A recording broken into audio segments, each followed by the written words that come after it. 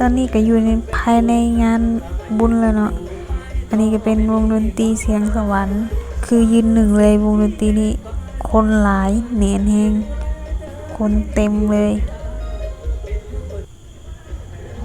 ตัดภาพมาทีหน้าวงดนตรีก็จะมีบอลลินของเด็กน้อยเนาะเป็นสไลเดอร์อยู่ตรงหน้าของลำวงเลยซึ่งลำวงก็จะอยู่2 วงดนตรีอยู่ติดกันเลยเนาะวัดกันไปเลยว่าไผที่หนึ่งคือแบบไผมักแบบคนโบราณบ่แย่ก็มาวงดนตรีอีกทั้งข้างเนาะ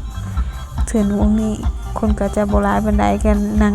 สบายๆเต้นสบายๆเลย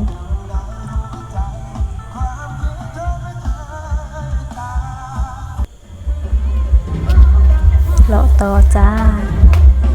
สมุยพาเลาะเห็นเขาเมาแล้ว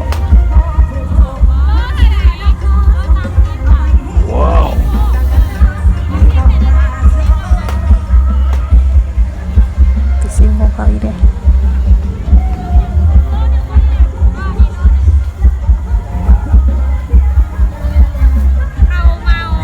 เขาเมาจ้า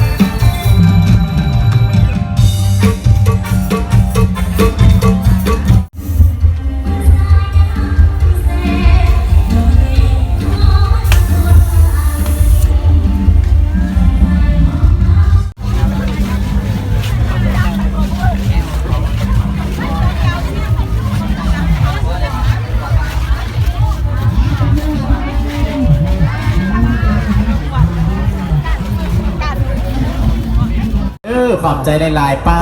ตัวพี่น้องกระไรคนอยู่ยืนเบิ่งเนาะเจ้าเป็นหยังประเดี๋ยวนี้ลองเสียงฮะลองเสียงคอยอยากฟังเพลงหนึ่งน้ำเจ้าเอาเว้ยได้ยังนี่ป้าอาจารย์นักดนตรีในท่านความคืนมาตลอดเลยโอ้ยสงสัยสิได้อยู่น้ำกันแล้วท่านความคืนกันดวงใจทำไมไม่เลยคิดถึงเขาจับเมื่อหมดก็ว่างเป็นก็นั่งคุยชายอื่นนั้น